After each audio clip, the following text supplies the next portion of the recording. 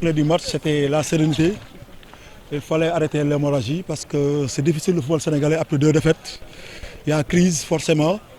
Donc nous, on avait crise de résultats. Donc toute la semaine, on restait serein, on restait calme.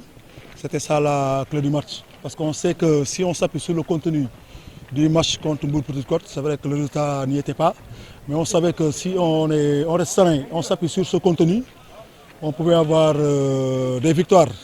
Mais le championnat est comme ça, nous on est convalescents. C'est vrai que le score est un peu large, mais nous on reste toujours convalescents, on va continuer le travail. Il y a un doyen qui m'a dit qu'en temps de crise, il faut se réfugier derrière le travail. C'est ce qu'on a fait pendant la semaine, on s'est réfugié derrière le travail. On a cherché aucun prétexte, on a cherché à s'améliorer. Et aujourd'hui, on n'a pas besoin d'être motivé pour jouer contre le Jaraaf. Une victoire à l'extérieur permet aujourd'hui à la semaine de se relancer. Oui, il fallait qu'on se rachète, il fallait qu'on se relance. Donc ce que les jeunes ont fait avec beaucoup de brio. Donc on les encourage, mais on reste lucide, on reste humble et on va continuer à travailler. Seul le travail paye. Il n'y a pas autre chose. Les matchs se suivent et ne se ressemblent pas. Donc aujourd'hui on gagne ce match, mais la semaine prochaine on sera encore sur du charbon ardent. Donc il faut qu'on reste humble, il faut qu'on continue le travail.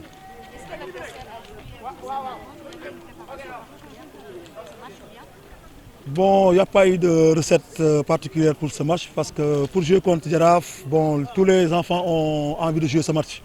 Donc il fallait que qu'on oublie les 2 défaites parce qu'on a donné cadeau aux adversaires. On ne méritait pas ça, il fallait qu'on montre que nous, on est l'AS Douanes, on n'est pas encore mort. Enchaîner avec une autre contre-performance serait un peu catastrophique, mais ce ne serait pas le feu. Donc il fallait qu'on arrête l'hémorragie, 1 point, c'était l'objectif. Au meilleur des cas, 3 points. Aujourd'hui, le résultat est là. On a su négocier ce virage, on va continuer le travail. Je crois que quand on a match il y avait problème parce que le résultat est top. Les clubs sénégalais ont viré la crise.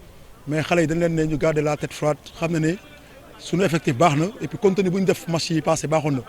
Donc ci loolu lañu appuyé wu réfugié wu ci liggéey parce que problème du amee bu ñu ut beneen prétexte du sëriñ du joueur du keneen bu ñu joxoon keneen liggéey baa des liggéey baa matul donc ci loolu lañ appuyé wu réfugié wu ci liggéey bi kon na liggéey amélioré wu tey ñu ñëw négocier virage bi parce que joueur Jaraaf aussi xale yi ñëpp ko bëgg a jouer donc tey dañ ñëw semaine d'entraînement bu ñu am moo reflété wu ci match bi dañu jouer avec la tête froide calme négocier match bi suñuy opportunité yu dugal ko après gérer match bi.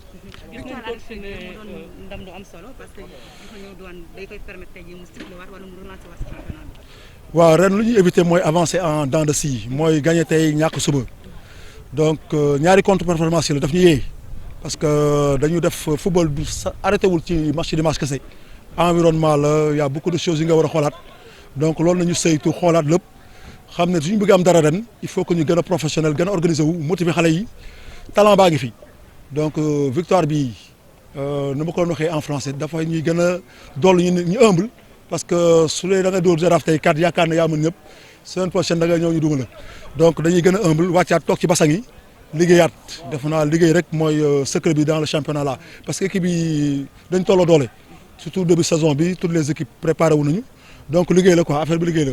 Coach tel nga jël but nga égalisé après on a vu une équipe beaucoup plus assise ci deuxième période bi vestiaire lan nga wax joueurs yi ba ñu gis une équipe de Jaraaf qui a complètement sombré devant vous.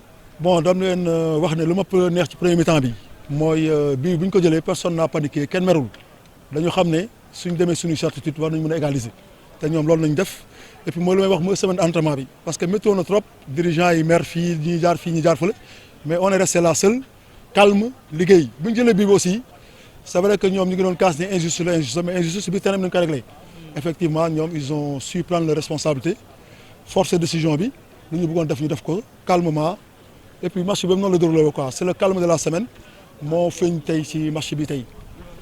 Merci.